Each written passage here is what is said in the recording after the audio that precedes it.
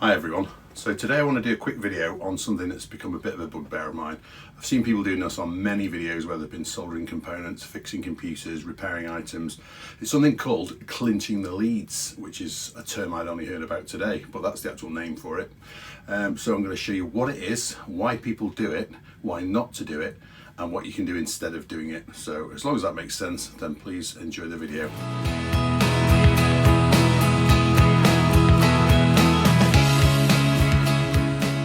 Okay, so starting off with this component, I've got a resistor that I need to solder into it. So you can see the resistor's got straight legs on the end of it. These are what's called leads. So this is where the clinching the leads name comes from. So I'm bending those over to get them actually into the holes, because this is a through hole circuit board, to actually get them into the board. You can see how easily that went in.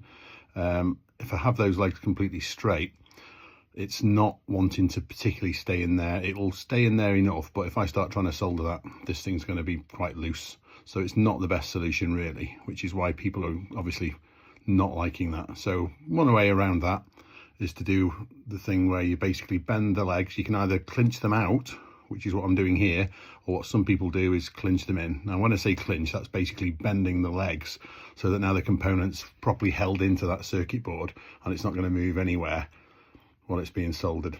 Now hopefully you can see close up enough that those pins have been cut off and they are actually pointing outwards, which is going to be giving me some issues later on when I actually come to try and desolder it.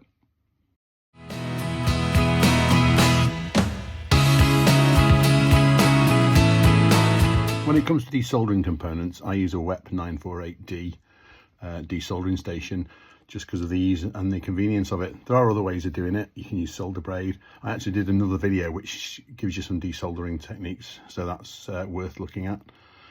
So you can see here I'm trying to get the soldering tip, well, the desoldering tip onto the component. I am struggling a little bit to get that on there, because when the lead is on an angle you can't really get to it because the hole in the tip is too small.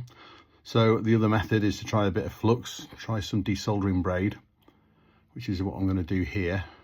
It's another method of doing it, and you can see it is removing some of the solder, but the problem is, as the leg has been bent over, or the lead rather has been bent over, it actually traps solder underneath it, which forces it to stay connected to the actual tracks, which are not ideal, and I'll show you why later.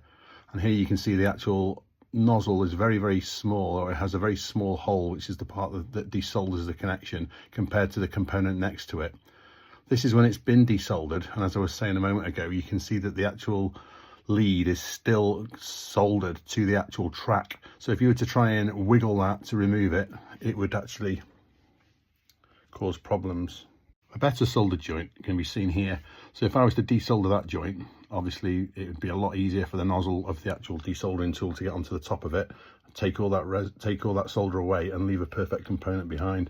Now this circuit board here is one that I've actually been working on recently, and you can see this is what inward clinching looks like, where all these components have been clinched inwards and then cut off, and you can see how close some of those are together and how close some of them are to these tiny little surface mount resistors here. So you can imagine trying to desolder that without damaging those surface mount resistors next to it is actually quite difficult.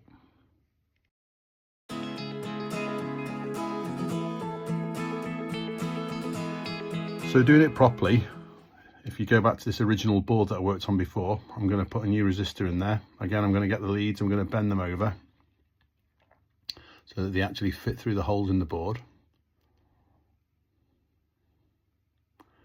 Put it through the board. And now rather than bend those legs out or clinch them out, I'll just leave them straight, but to stop it actually falling out, I use a blob of blue tack to hold it in place. And you don't have to use blue tack, you can use a helping hand system, anything. Just make sure that those legs are straight up, and that's going to give you the best possible angle when you come to solder the actual component into the circuit board.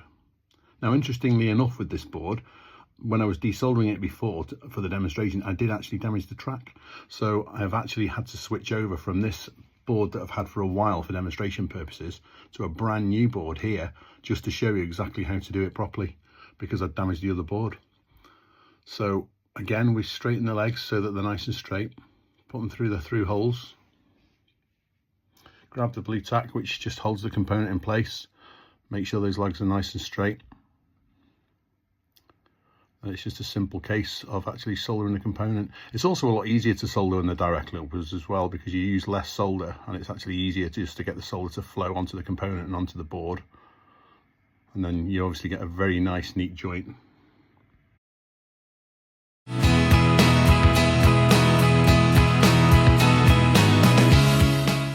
Now this is why it's a lot easier to remove these components when they're straight up and straight down like that, rather than being clinched. You can literally get the nozzle of the desoldering gun, that'll sit on top of that, no problem whatsoever. There's no funny angles of the leads. All the solder comes off and that component comes out easily without damaging the traces. Absolutely no problem whatsoever. So finally, just an example of a really nicely soldered board. You can see all those components are beautifully soldered, all straight up and straight down. And you can imagine a desoldering nozzle is going to go straight onto those and take those components out, no problem. Compared to the one I showed you before with the clinched inwards ones, where that's going to damage tracks, it's potentially going to damage those resistors next to it. That's just going to give you a world of pain trying to work on that circuit board. Well, hopefully that video was of some use. So if it was, please consider giving me a like and a subscribe to the video. And I also have lots more soldering videos available. So if you look at my channel, you'll be able to see some various different methods of soldering, desoldering, and all sorts of techniques. As I say, please subscribe so you can see more content in the future that I'll be making.